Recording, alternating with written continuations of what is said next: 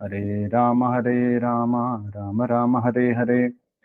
ഓം നമോ ഭഗവതേ വാസുദേവായ. ഓം നമോ ഭഗവതേ വാസുദേവായ. ഓം നമോ ഭഗവതേ വാസുദേവായ. ഹരേ കൃഷ്ണ. ഭഗവത്ഗീത യഥാരൂപം. ഇസ്കോൺ സ്ഥാപകാചാര്യൻ കൃഷ്ണകൃപാമൂർത്തി എ.സി. ഭക്തിവേദാന്ത സ്വാമി ശ്രീല പ്രഭുപാദർ വിവർത്തനവും ഭാവാർത്ഥവും നൽകിയിട്ടുള്ള ഭഗവത്ഗീത യഥാരൂപമാണ് നമ്മൾ വായിക്കുന്നത്. ഇപ്പോൾ നമ്മൾ 9ാമത്തെ അധ്യായം രാജവിദ്യ രാജഗുഹ്യ യോഗം.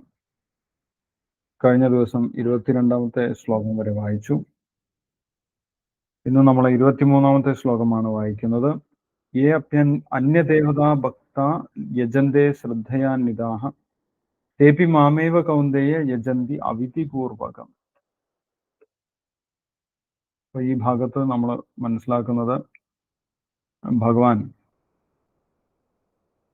ദേവന്മാരുടെ ഭക്തന്മാരെ കുറിച്ചും ഭഗവാന്റെ ഭക്തന്മാരെ കുറിച്ചും അവരുടെ ഗതിയെ കുറിച്ചുമാണ് പറയുന്നത്.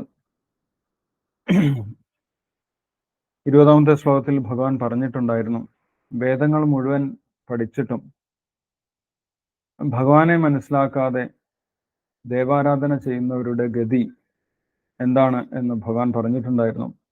ഏവം ത്രയീധർമ്മം അനുപ്രപന്ന ഗതാഗതം കാമകാമാ ലഭന്തി. വേദങ്ങളുടെ ഉദ്ദേശം യഥാർത്ഥത്തിൽ ഭഗവാനെ അറിയുക എന്നുള്ളതാണ്. വേദൈശ്ച സർവേർ അഹമേവ വേദ്യോ.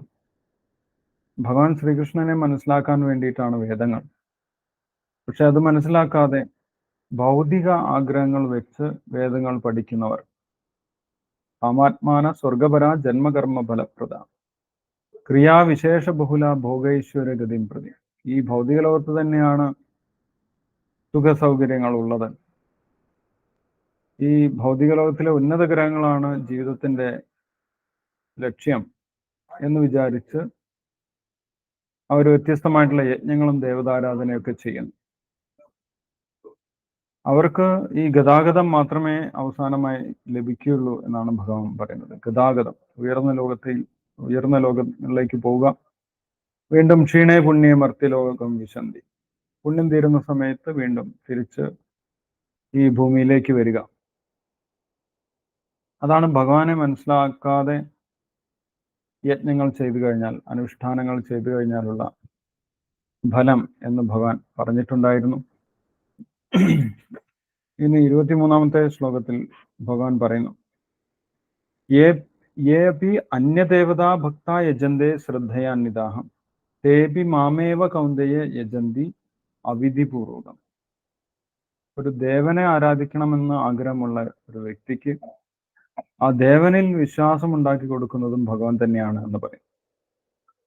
ഒരു ദേവനിൽ നമ്മൾക്ക് വിശ്വാസം ഉണ്ടാക്കണമെങ്കിലും അതിന് ആരുടെ അനുഗ്രഹം ആവശ്യമാണ്? ഭഗവാന്റെ അനുമതി അല്ലെങ്കിൽ അനുഗ്രഹം ആവശ്യമാണ്. ഭഗവാന്റെ അനുമതി ഇല്ലെങ്കിൽ നമ്മൾക്ക് ഒരു ദേവനിൽ പോലും വിശ്വാസം ഉണ്ടാവുകയില്ല എന്നാണ് പറയുന്നത്. പക്ഷേ ഭഗവാനെ മനസ്സിലാക്കാതെ അങ്ങനെ ദേവതാരാധന മാത്രം ചെയ്യുന്നത് അവിധിപൂർവകമാണ് എന്നാണ് ഇവിടെ പറയുന്നത്. യഥാർത്ഥത്തിൽ വേദങ്ങളുടെ ഉദ്ദേശം അതല്ല, അത് അവിധിപൂർവമാണ് എന്നിവിടെ ഭഗവാൻ പറയുന്നുണ്ട്. നമുക്ക് ശ്ലോകം വായിക്കാം. ശ്ലോകം വിവർത്തനം വായിച്ചതിന് ശേഷം ഡിസ്കസ് ചെയ്യാം. ഹരേ കൃഷ്ണ പ്രഭുജി. സതീഷ് പ്രഭുജി വായിച്ചോളൂ. ഹരേ കൃഷ്ണ. ഓം നമോ ഭഗവതേ വാസുദേവായ. ഓം നമോ ഭഗവതേ വാസുദേവായ. ഓം നമോ ഭഗവതേ വാസുദേവായ. ശ്ലോകം 23. യേ അഭി അന്യദേവതാ ഭക്താ യജന്തേ ശ്രദ്ധയാന്വിതാഃ തേ അഭി മാമേവ കൗന്ദേയ യജന്ത്യവിധിപൂർവകം. വിവർത്തനം. മറ്റു ദേവന്മാരുടെ ഭക്തന്മാരും വിശ്വാസപൂർവം അവരെ ഉപാസിക്കുന്നവരും വാസ്തവത്തിൽ എന്നെ തന്നെയാണ് ഉപാസിക്കുന്നത്. കുന്തിപുത്ര, എന്നാൽ അവരങ്ങനെ ചെയ്യുന്നത് വിധിപ്രകാരമല്ല. ഭാവാർത്ഥം. ദേവോപാസകർക്ക് ബുദ്ധി കുറവാണ്, എങ്കിലും അവരുടെ ആരാധനയും പരോക്ഷമായി എന്നിൽ തന്നെ എത്തുന്നു എന്നാണ് കൃഷ്ണൻ പറയുന്നത്. ഒരു ഉദാഹരണം. ഒരാൾ മരത്തിന്റെ വേരുകളിലല്ലാതെ കൊമ്പുകളിലോ ഇലകളിലോ മരത്തിനു വേണ്ടി വെള്ളമൊഴിക്കുന്നത് അതെങ്ങനെ ചെയ്യണമെന്ന് അറിയാത്തത് കൊണ്ടാണ്. അതുപോലെ ശരീരത്തിലെ സർവ്വ അവയവങ്ങൾക്കും പോഷണം നൽകാനുള്ള ഭക്ഷണം വയറ്റിൽ എത്തിക്കുകയേ വേണ്ടൂ. ഭഗവാന്റെ അധികാരത്തിന് കീഴിലുള്ള വിവിധ ഉദ്യോഗസ്ഥന്മാരാണ് ദേവന്മാരെല്ലാം. ഭരണകൂടത്തിന്റെ നിയമങ്ങളെയാണ് ഒരാൾ അനുസരിക്കേണ്ടത്, ഉദ്യോഗസ്ഥന്മാരുടെ നിബന്ധനകളെയല്ല. എല്ലാവരും ഭഗവാനെയാണ് പൂജിക്കേണ്ടത്. അദ്ദേഹത്തെ പ്രീണിപ്പിച്ചാൽ വിവിധ ശ്രേണികളിൽപ്പെട്ട ഉദ്യോഗസ്ഥന്മാരെല്ലാം തനിയെ തന്നെ സംതൃപ്തരായിക്കൊള്ളും. ഉദ്യോഗസ്ഥരും നിയന്ത്രകരും ഭരണകൂടത്തിന്റെ പ്രതിനിധികളായി പ്രവർത്തിക്കുന്നവരാണ്. ഭരണാധികാരിയുടെ പ്രതിനിധികൾ മാത്രമായ ഇവർക്ക് കൈക്കൂലി നൽകുന്നത് നിയമാനുസൃതമല്ലതാനും. ഇതിനെയാണ് അവിധിപൂർവകം എന്നിവിടെ പറഞ്ഞിരിക്കുന്നത്. അനാവശ്യമായ ഈ ദേവാരാധന കൃഷ്ണൻ അംഗീകരിക്കുന്നില്ല. Hare Krishna Prabhuji. Hare Krishna. Thank you Satish Prabhuji. Hare Krishna. Hare Krishna. Yes. ഇപ്പോൾ ഇവിടെ വേദങ്ങളുടെ ഉദ്ദേശം ഭഗവാനെ മനസ്സിലാക്കുക എന്നുള്ളതായതുകൊണ്ട് അത് മനസ്സിലാക്കാതെ ദേവന്മാരെ ആരാധിക്കുന്നത് അവിധിപൂർവകമാണ് എന്നിവിടെ ഭഗവാൻ പറയുന്നു. പക്ഷേ അവരുടെ ആരാധന, ഭഗവാനെ മനസ്സിലാക്കാതെ നമ്മൾ വ്യത്യസ്ത ദേവന്മാരെ ആരാധിച്ചാലും ആ ആരാധന ദേവന്മാർ നേരിട്ട് സ്വീകരിക്കുന്നില്ല. കാരണം ദേവന്മാർക്കറിയാം തങ്ങൾ യജ്ഞഭോക്താവല്ല എന്നുള്ള കാര്യം. യജ്ഞഭോക്താവ് ആരാണ്? യജ്ഞഭോക്താവ് ഭഗവാൻ വിഷ്ണു തന്നെയാണ്, അല്ലെങ്കിൽ ഭഗവാൻ ശ്രീകൃഷ്ണനാണ്. ഭോക്താരം യജ്ഞതപസാം സർവലോക മഹേശ്വരം. അപ്പൊ അത് യജ്ഞം ചെയ്യുന്ന വ്യക്തിക്ക് അറിയില്ലെങ്കിൽ പോലും യജ്ഞത്തിന് ക്ഷണിച്ചിട്ടുള്ള ദേവന്മാർക്ക് അതറിയാം. അതുകൊണ്ട് അവര് യജ്ഞം നേരിട്ട് ഭുജിക്കുന്നില്ല. കാരണം യജ്ഞപതി ഭഗവാൻ വിഷ്ണുവാണ്. അപ്പം ആ ദേവന്മാർക്ക് നമ്മൾ എന്തെങ്കിലും കൊടുത്തു കഴിഞ്ഞാലും അത് ദേവന്മാർ എന്ത് ചെയ്യും? അത് ഭഗവാനിൽ എത്തിക്കുകയാണ് ചെയ്യുന്നത്. അവര് യജ്ഞത്തിന്റെ ഫലം അവര് സ്വീകരിക്കുന്നില്ല. നമ്മൾ ദേവന്മാരെ ആരാധന ചെയ്താലും ആ ദേവന്മാർ യജ്ഞ ഫലം സ്വീകരിക്കുന്നില്ല. അവർ അത് ഭഗവാനിലേക്ക് എത്തിക്കുകയാണ് ചെയ്യുന്നത്. അതുകൊണ്ടാണ് ഇവിടെ ഭഗവാൻ പറയുന്നത്, യേപി അന്യദേവതാ ഭക്ത യജന്തേ ശ്രദ്ധയാന്വിതാഹ തേപി മാമേവ കൗന്ദേയ. നമ്മൾ ഭഗവാനെ ഉദ്ദേശിക്കാതെ ദേവന്മാരെ ആരാധിച്ചാൽ പോലും അതിന്റെ ഫലം അവസാനം എവിടെ എത്തിച്ചേരുന്നുണ്ട്? ഭഗവാനിൽ എത്തിച്ചേരുന്നുണ്ട്. കാരണം എന്താണ്? ദേവന്മാർ ഒരിക്കലും യജ്ഞത്തിന്റെ ഫലം സ്വീകരിക്കുന്നില്ല. അവർക്കറിയാം ഞങ്ങളല്ല യജ്ഞഭോക്താവ്. അതുകൊണ്ട് ദേവന്മാരെന്ത് ചെയ്യും? ആ യജ്ഞഫലം ഭഗവാനിലേക്ക് എത്തിക്കുകയാണ് ചെയ്യുന്നത്. കാരണം അവർക്കറിയാം ഭഗവാൻ വിഷ്ണുവാണ് യജ്ഞപതി എന്നുള്ള കാര്യം.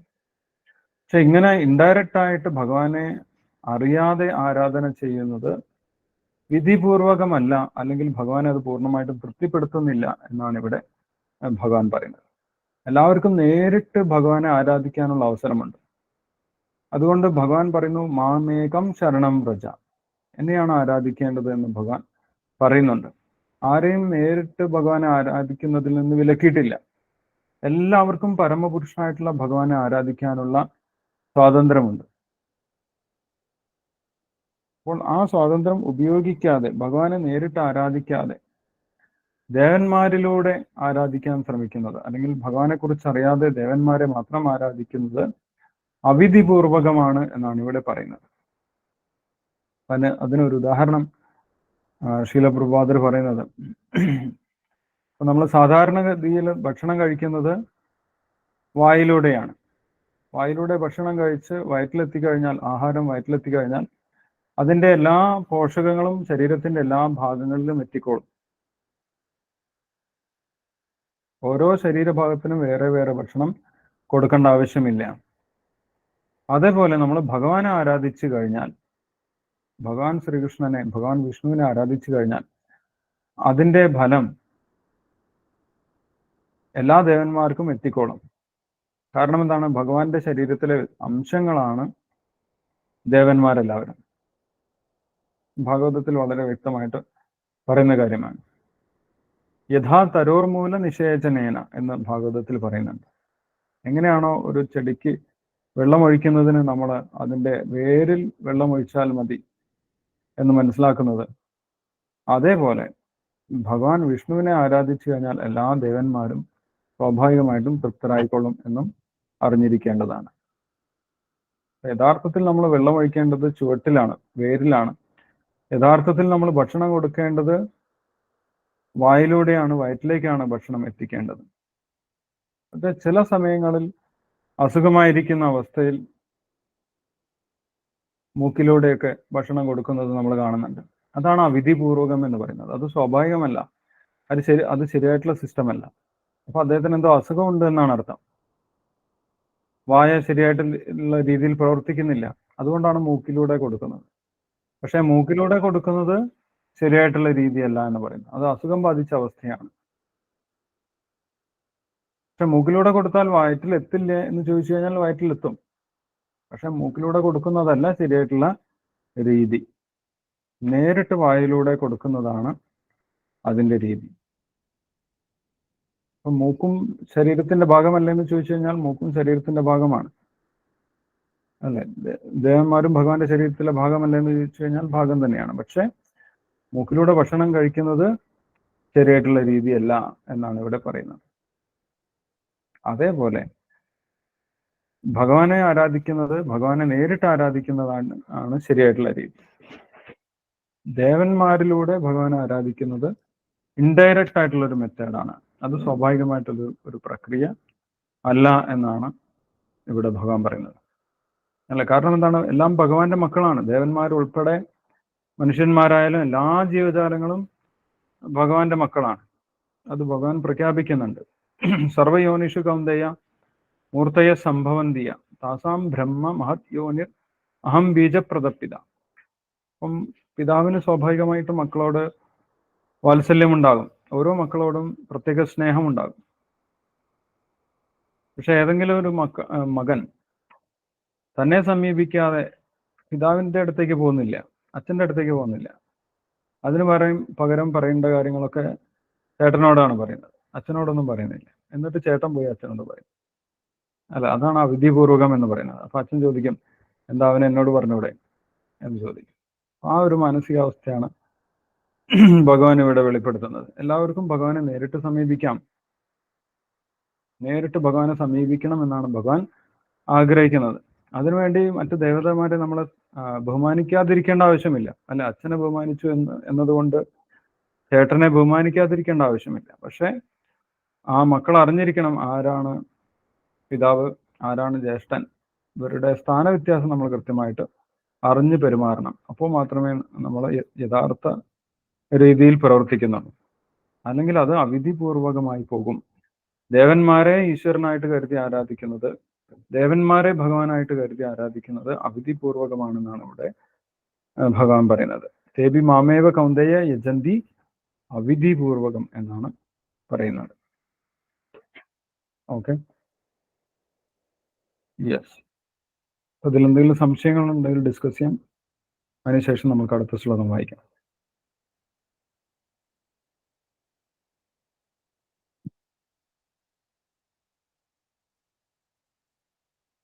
ഇവിടെ ഭഗവാൻ പറയുന്നത് എന്താണ് അവിധിപൂർവകം എന്നതിൽ എന്തെങ്കിലും സംശയം ഉണ്ടെങ്കിൽ ചോദിക്കാം, അല്ലെങ്കിൽ നമുക്ക് അടുത്ത ശ്ലോകം വായിക്കാം. എന്തെങ്കിലും സംശയമുണ്ടോ?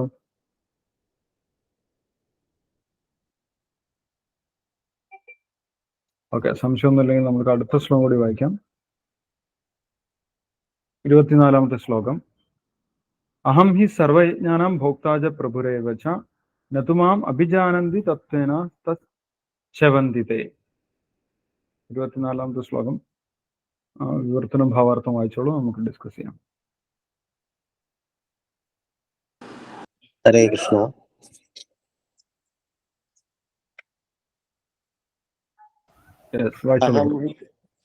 അഹം ഹി സർവയജ്ഞാനാം ഭോക്താ ച പ്രഭുരേവ ച ന തു മാമഭിജാനന്തി തത്വേന തസ്യ വന്ദിതേ. വിവർത്തനം. സർവയജ്ഞങ്ങളുടെയും ഭോക്താവും നാഥനും ഞാൻ മാത്രമാണ്. അതുകൊണ്ട് എൻ്റെ ഈ യഥാർത്ഥ ദിവ്യ പ്രകൃതിയെ മനസ്സിലാക്കാത്തവർക്ക് വീഴ്ചയാണ് ഫലം. ഭാവാർത്ഥം. വൈദിക ഗ്രന്ഥങ്ങളിൽ വിവിധ യജ്ഞങ്ങളെപ്പറ്റി പ്രസ്താവിച്ചിട്ടുണ്ടെങ്കിലും ഭഗവത് പ്രീതിയെ മുൻനിർത്തിക്കൊണ്ടുള്ളവയാണ് ആ സത്കർമ്മങ്ങളെല്ലാമെന്ന് ഇവിടെ വ്യക്തമാക്കുന്നു. യജ്ഞം എന്നാൽ വിഷ്ണു എന്നർത്ഥം. യജ്ഞത്തിന്റെ അഥവാ വിഷ്ണുവിന്റെ സംതൃപ്തിക്കായിക്കൊണ്ട് മാത്രം കർമ്മം ചെയ്യുക എന്ന് ഭഗവത്ഗീത 3-ാം അധ്യായത്തിൽ നിർദ്ദേശിച്ചിട്ടുണ്ട്. മാനവിക സാമൂഹിക രീതിയുടെ തികവുറ്റ രൂപം വർണ്ണാശ്രമധർമ്മ വ്യവസ്ഥ വിഷ്ണുപ്രീതിക്ക് വേണ്ടി മാത്രം നിലകൊള്ളുന്നു. അതുകൊണ്ടാണ് സർവയജ്ഞങ്ങൾക്കും നാഥനും അവയെ സ്വീകരിക്കുന്നവനും ഞാൻ തന്നെ എന്ന് ഭഗവാൻ സ്വയം വെളിപ്പെടുത്തുന്നത്. എങ്കിലും ബുദ്ധിഹീനന്മാർ സത്യമറിയാതെ ക്ഷണികങ്ങളായ നേട്ടങ്ങൾക്ക് വേണ്ടി ദേവോപാസന ചെയ്യുന്നു. എന്നിട്ട് ജീവിത ലക്ഷ്യത്തെ പ്രാപിക്കാതെ ഭൗതികതയിൽ തന്നെ വീണുകിടക്കുന്നു. ഭൗതിക അഭിലാഷങ്ങളുള്ള മനുഷ്യർ അവ സാധിക്കുവാൻ ഭഗവാനോട് പ്രാർത്ഥിക്കുകയാണ് ഉത്തമം, തികഞ്ഞ ഭക്തിക്ക് അനുയോജ്യമല്ലെങ്കിൽ കൂടി. എന്നാൽ അയാൾക്ക് ആഗ്രഹിക്കുന്ന ഫലം കിട്ടും. ഹരേ കൃഷ്ണ പ്രഭുജി. ഹരേ കൃഷ്ണ. ഹരേ കൃഷ്ണ. Thank you Satish Prabhuji. ഹരേ കൃഷ്ണ. ഹരേ കൃഷ്ണ. ഇവിടെ ഭഗവാൻ പറയുന്നു, ഭഗവാനെ കുറിച്ച് അറിയുക എന്നുള്ളതാണ് എല്ലാ വേദപഠനത്തിന്റെയും ഉദ്ദേശം. വേദങ്ങളൊക്കെ പഠിച്ചു, എല്ലാ യജ്ഞങ്ങളും ചെയ്യുന്നുണ്ട്. പക്ഷെ പരമപുരുഷനായിട്ടുള്ള ഭഗവാനെ മനസ്സിലാക്കിയിട്ടില്ലെങ്കിൽ അത് ഏറ്റവും വലിയ ഒരു വീഴ്ചയാണ്. ഭഗവാൻ ശ്രീകൃഷ്ണനാണ് പരമപുരുഷൻ എന്ന് മനസ്സിലാക്കുന്നതാണ് വേദത്തിന്റെ ഉദ്ദേശം. അത് മനസ്സിലാക്കാത്തവർക്ക് ഒരിക്കലും ഈ ഭൗതിക ലോകത്തിന്റെ പുറത്തേക്ക് കടക്കാൻ സാധിക്കില്ല. അവർക്ക് വീണ്ടും വീണ്ടും ഈ ഭൗതിക ലോകത്തിലേക്ക് തിരിച്ചു വരേണ്ടി വരും. ഏതുവരെ?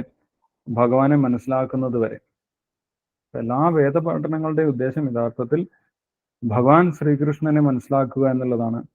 ഭഗവാൻ ശ്രീകൃഷ്ണന്റെ പൊസിഷൻ, ഭഗവാൻ പരമപുരുഷനാണ്. ഭോക്താരം യജ്ഞതപസാം, എല്ലാ യജ്ഞങ്ങളുടെയും ഭോക്താവ് ഭഗവാനാണ്. എല്ലാ ദേവതമാരുടെയും ഉറവിടം ഭഗവാനാണ്. എല്ലാ ലോകങ്ങളുടെയും ഈശ്വരൻ ഭഗവാനാണ്. എല്ലാ ജീവജാലങ്ങളുടെയും സുഹൃത്തായിട്ടിരിക്കുന്നതും ഭഗവാൻ ശ്രീകൃഷ്ണനാണ് എന്നുള്ള സത്യം അറിയുന്നത് വരെ നമ്മൾ വേദപഠനം തുടരണം.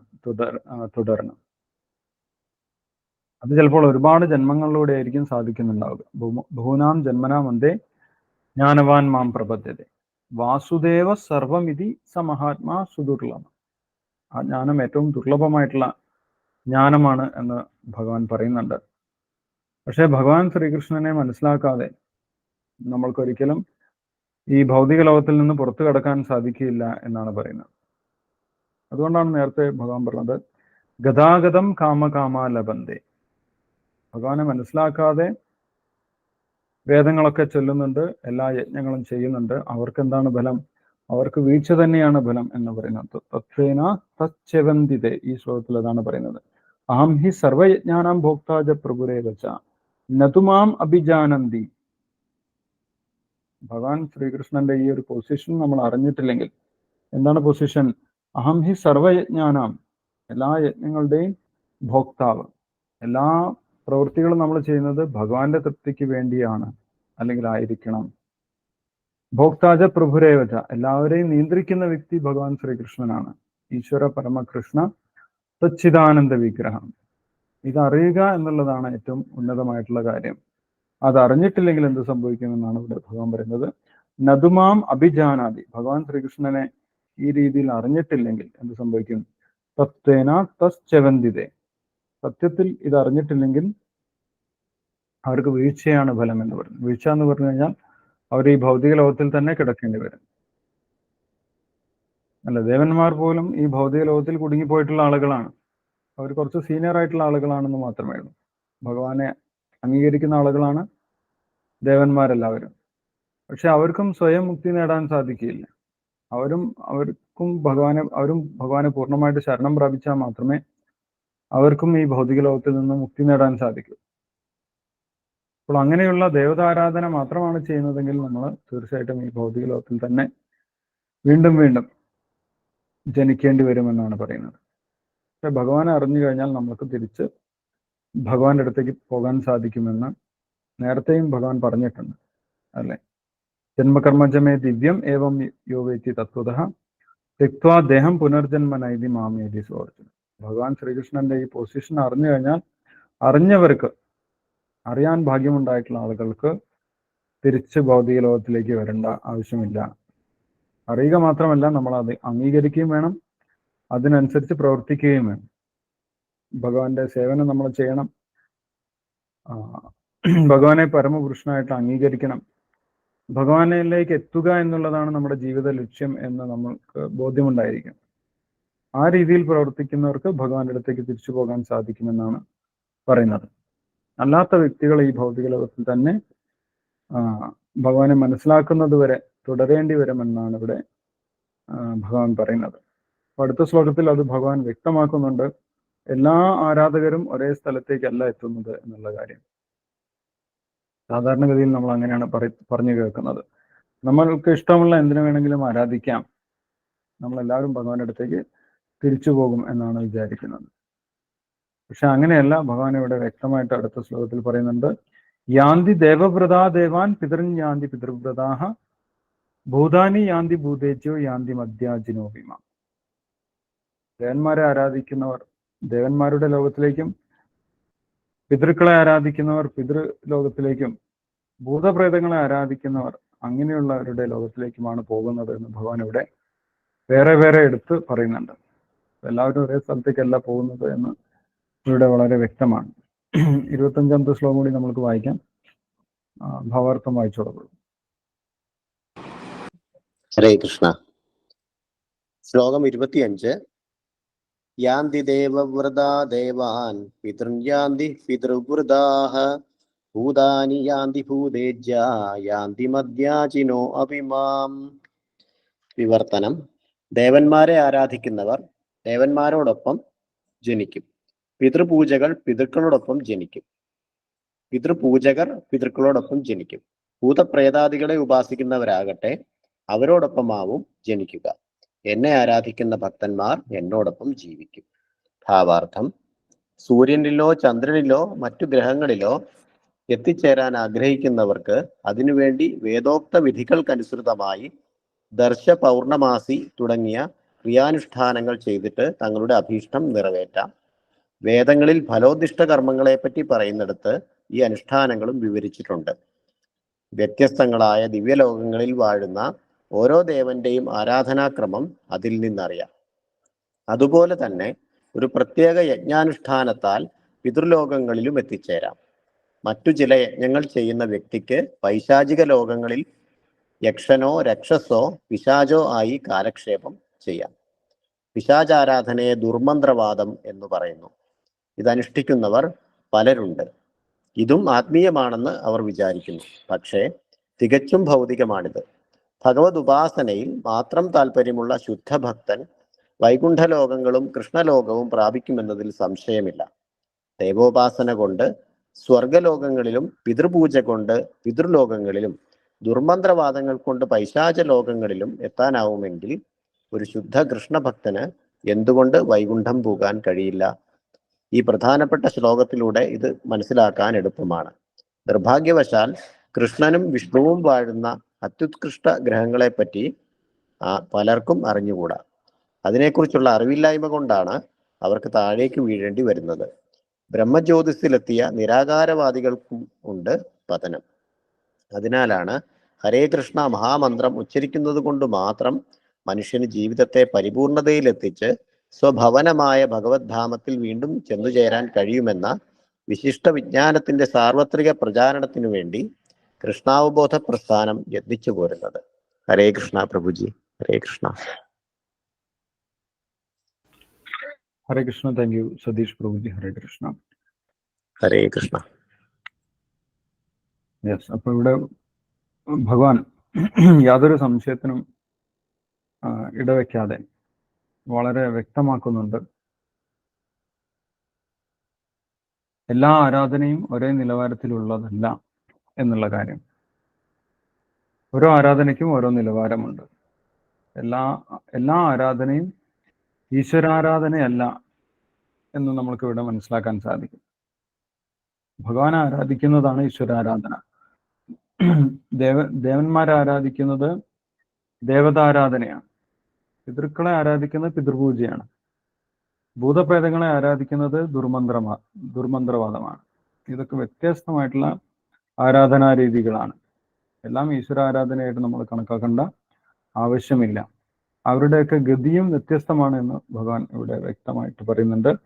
യാന്തി ദേവവ്രതാ ദേവാൻ. നമ്മൾ ഏത് ദേവനെയാണോ ആരാധിക്കുന്നത് ആ ദേവന്റെ അടുത്തേക്കാണ് എത്തിച്ചേരുന്നത്. ഇത് നേരത്തെ 8ാമത്തെ അധ്യായത്തിലും ഭഗവാൻ വ്യക്തമായിട്ട് പറഞ്ഞിട്ടുണ്ട്. യം യം വാവിസ്മരൻ ഭാവം ത്യജത്യന്തേ കളേവരം തം തമേവേദി കൗന്ദേയ സദാ തദ്ഭാവ ഭാവിത. നമ്മൾ എന്താണോ അവസാന സമയത്ത് ഏത് ദേവനെയാണോ ചിന്തിക്കുന്നത് ആ ദേവന്റെ അടുത്തേക്കാണ് നമ്മൾ പോകുന്നത് എന്ന് അവിടെയും ഭഗവാൻ പറഞ്ഞിട്ടുണ്ട്.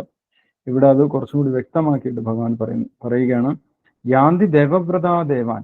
നമ്മൾ ഏത് ദേവനെ ആരാധിക്കുന്നു അതിനനുസരിച്ചിട്ടാണ് അടുത്ത ജന്മം നമ്മൾക്ക് ലഭിക്കുന്നത്. ഇന്ദ്രനെ ആരാധിക്കുന്നവർ ഇന്ദ്രലോകത്തിലേക്കും, ചന്ദ്രനെ ആരാധിക്കുന്നവർ ചന്ദ്രലോകത്തിലേക്കും, സൂര്യനെ ആരാധിക്കുന്നവർ സൂര്യലോകത്തിലേക്കുമാണ് എത്തിച്ചേരുന്നത്. പിതൃജ്ഞാതി പിതൃവ്രത. ചില ആളുകൾ മരിച്ചുപോയ ആളുകളെ, പിതൃക്കളെ ആരാധിക്കുന്നവരുണ്ട്. ആ പിതൃക്കളെ ആരാധിക്കുന്നവർ ഭഗവാന്റെ അടുത്തേക്കല്ല പോകുന്നത്, അവർ പിതൃലോകത്തിലേക്കാണ് പോകുന്നത്. അവർക്ക് അവരുടെ അച്ഛനെയും പിതൃക്കളെയൊക്കെ അവിടെ പോയി കാണാം. ഭൂതാനിയാന്തി ഭൂതേജം. ഇനി താഴ്ന്ന നിലവാരത്തിലുള്ള ആളുകൾ, തമോ ഗുണത്തിലുള്ളവര് ഭൂതപ്രേതങ്ങളെ ആരാധിക്കാറുണ്ട്. ലഹരി ഒക്കെ നിവേദിച്ച്, അതേപോലെ ജീവികളൊക്കെ കൊന്ന് രക്തം കൊടുത്തൊക്കെ ഉള്ള ആരാധനാ രീതികൾ കാണുന്നുണ്ട്. അത് ഈശ്വര ആരാധനയല്ല, അത് ഭൂതപ്രേതങ്ങളുടെ ആരാധനയാണ്. അത് ഈശ്വര ആരാധനയാണെന്ന് നമ്മൾ കരുതേണ്ട ആവശ്യമില്ല. ഇനി ഭഗവാൻ അത് വിശദീകരിച്ച് പറയുന്നുണ്ട്. തമോ ഗുണത്തിലുള്ളവരാണ് ഭൂതപ്രേതങ്ങളെ ആരാധിക്കുന്നത് എന്ന് ഭഗവാൻ പറയുന്നുണ്ട്. അപ്പോൾ അത് വേദങ്ങളിൽ പറഞ്ഞിട്ടുണ്ടെങ്കിൽ പോലും അതെന്തല്ല, അത് ഈശ്വരാരാധനയല്ല എന്ന് നമ്മൾ അറിഞ്ഞിരിക്കേണ്ടത്. വേദങ്ങളിൽ എല്ലാ ആരാധനയും പറഞ്ഞിട്ടുണ്ടാകും. കാരണം വേദം എന്ന് പറഞ്ഞു കഴിഞ്ഞാൽ സമ്പൂർണമായിട്ടുള്ള അറിവാണ്. അത് തമോ ഗുണത്തിലുള്ളവർക്കും രജോ ഗുണത്തിലുള്ളവർക്കും സാത്വികഗുണത്തിലുള്ളവർക്കും വിശുദ്ധ സത്വഗുണത്തിലുള്ളവർക്കുമുള്ള ആരാധനകളെ കുറിച്ചൊക്കെ വേദങ്ങളിൽ പറയുന്നുണ്ട്. പക്ഷേ എല്ലാ ആരാധനയും ഒരേ നിലവാരത്തിലുള്ളതല്ല, എല്ലാ ആരാധകരും ഒരേ സ്ഥാനത്തേക്കല്ല എത്തിച്ചേരുന്നതും. ഈ കാര്യം ഇവിടെ ഭഗവാൻ വ്യക്തമാക്കി മനസ്സിലാക്കി തരികയാണ്. അപ്പൊ ഭഗവാനെ കുറിച്ചും ഭഗവാന്റെ ലോകത്തിനെ കുറിച്ചുള്ള അറിവില്ലായ്മ മൂലമാണ് പലരും എല്ലാ ആരാധനയും ഒരേപോലെയാണെന്ന് കണക്കാക്കുന്നത് എന്ന് പറയുന്നത്. ഭഗവാനെ ആരാധിക്കുന്ന ഭക്തന്മാർ മാത്രമേ ഭഗവാന്റെ അടുത്തേക്ക് തിരിച്ചു പോകാൻ യോഗ്യരായിട്ടുള്ളൂ എന്നിവിടെ വ്യക്തമായിട്ട് ഭഗവാൻ പറയുന്നുണ്ട്. യാന്തി മധ്യാജിനോഭിമാം. എന്നെ ആരാധിക്കുന്ന ഭക്തന്മാരാണ് എൻ്റെ അടുത്തേക്ക് തിരിച്ചു വരുന്നത് എന്ന് പറയും. അല്ലാതെ മരിച്ചവരെല്ലാവരും വിഷ്ണുപാദം പൂകി എന്ന് ഭഗവാൻ പറയുന്നില്ല, നമ്മൾ പറയുന്നതാണത്. അവരെവിടെയാണ് എത്തിയതെന്ന് അവരെവിടെയാണ് എത്തുന്നതെന്ന് ചോദിച്ചു കഴിഞ്ഞാൽ അവരുടെ കർമ്മഫലം അനുസരിച്ചിട്ടാണ് അവരെത്തുന്നത്, അല്ലേ? അപ്പം വ്യത്യസ്ത ഗതികളാണ് ഓരോ ആരാധകർക്കും ഉള്ളത് എന്നുള്ള കാര്യം ഇവിടെ വ്യക്തമായി പറയുന്നു. ശീലപ്രഭുപാദനം എന്താണ് ഈ കൃഷ്ണാബോധ പ്രസ്ഥാനം ചെയ്യുന്നത് എന്നുള്ള കാര്യം അവസാനം ഭാവാർത്ഥത്തിന്റെ അവസാനം വ്യക്തമാക്കുന്നുണ്ട്. ഹരേ കൃഷ്ണ മഹാമന്ത്രം ഉച്ചരിക്കുന്നത് കൊണ്ട് മാത്രം മനുഷ്യന് ജീവിതത്തെ പരിപൂർണതയിൽ എത്തിച്ച് സ്വഭവനമായ ഭഗവത്ധാമത്തിൽ വീണ്ടും ചെന്നു ചേരാൻ കഴിയുമെന്ന വിശിഷ്ട വിജ്ഞാനത്തിന്റെ സാർവത്രിക പ്രചാരണത്തിന് വേണ്ടി കൃഷ്ണാബോധ പ്രസ്ഥാനം യത്നിച്ചു പോരുന്നത്. ഇത് വളരെ രഹസ്യമായിട്ടുള്ള ഒരു ജ്ഞാനമാണ്. ഭഗവത്ഗീതയിലൂടെ, ഗുരുപരമ്പരയിലൂടെ ലഭിക്കുന്ന വിശിഷ്ടമായിട്ടുള്ള ജ്ഞാനമാണ്. അത് പ്രചരിപ്പിക്കുക എന്നുള്ളതാണ് ഈ ഹരേകൃഷ്ണ പ്രസ്ഥാനം ഇസ്കോൺ ചെയ്യുന്നത്. ഭാഗവത ധർമ്മമാണ്. ഭാഗവതത്തിൽ വിവരിക്കുന്നുണ്ട്. കലോ ദോഷനിധേരാജൻ അസ്ഥിഖേദാൻ മഹദാൻ ഗുണാൻ കീർത്തനാദ് ഏവ കൃഷ്ണസ്യ മുക്തസംഗ പരം വ്രജേത്. കലിയുഗത്തില് നമ്മൾക്ക് ഒരുപാട് ദോഷങ്ങൾ അനുഭവിക്കേണ്ടി വരും. ദോഷങ്ങളുടെ നിധിയാണ് കലിയുഗം. എല്ലാം അബദ്ധങ്ങളാണ് ചെയ്യുന്നത്. ആളുകൾ ചെയ്തു കൂട്ടുന്നതൊക്കെ അബദ്ധങ്ങളാണ്. അബദ്ധങ്ങളുടെ പുറകിലാണ് നമ്മൾ പോകുന്നത്. നമ്മളെ നേതാക്കന്മാരാണെന്ന് വിചാരിച്ച് ചെയ്യുന്ന ആളുകൾ ചെയ്യുന്നതും വലിയ വലിയ അബദ്ധങ്ങളാണ്. അവരൊക്കെ നമ്മളെ കൊണ്ടുപോകുന്നത് വലിയ ഇരുട്ടിലേക്കാണ്. പക്ഷേ കലിയുഗത്തിന് വലിയൊരു ഗുണമുണ്ട്. എന്താണ്? കീർത്തനാദ് ഏവ കൃഷ്ണസ്യ മുക്തസംഗ പരം വ്രജേ. ഭഗവാൻ ശ്രീകൃഷ്ണന്റെ നാമം ആരൊക്കെയാണോ കീർത്തിക്കുന്നത്, ആരൊക്കെയാണോ ഹരേ കൃഷ്ണ മഹാമന്ത്രം ജപിക്കുന്നത്, അവർക്ക് എന്താണ് ലഭിക്കുന്നത്? കീർത്തനാദേവ കൃഷ്ണസ്യ മുക്തസംഗ പരം വ്രജേ. ഈ ഭൗതിക ലോകത്തിന്റെ പിടുത്തത്തിൽ നിന്ന് നമ്മൾക്ക് മുക്തി കിട്ടും. മുക്തസംഗ പരം വ്രജേ. ഈ ജന്മത്തിൽ തന്നെ ഭഗവാന്റെ അടുത്തേക്ക് തിരിച്ചു പോകാനും നമ്മൾക്ക് സാധിക്കും. അങ്ങനെ ഒരു വലിയ മഹത്തായിട്ടുള്ള നേട്ടം ഈ കലിയുഗത്തിനുണ്ട്. ആ നേട്ടത്തിനെ കുറിച്ച് പ്രചരിപ്പിക്കുക എന്നുള്ളതാണ് ഈ കൃഷ്ണാവബോധ പ്രസ്ഥാനം ചെയ്യുന്നത് എന്നിവിടെ ശ്രീല പ്രഭുപാദർ വ്യക്തമാക്കുന്നുണ്ട്. ഓക്കെ, ഇനി എങ്ങനെയാണ് ഭഗവാനെ ആരാധന ചെയ്യേണ്ടത് എന്നൊക്കെ അടുത്ത ശ്ലോകത്തിൽ ഭഗവാൻ പറയുന്നുണ്ട്. അത് നമ്മൾക്ക് അടുത്ത ദിവസം വായിക്കാം. ഇപ്പോൾ വായിച്ചതിൽ എന്തെങ്കിലും സംശയങ്ങളും ഉണ്ടെങ്കിൽ ഡിസ്കസ് ചെയ്യാം. അതിനുശേഷം നമുക്ക് ശ്ലോകം വായിക്കാം.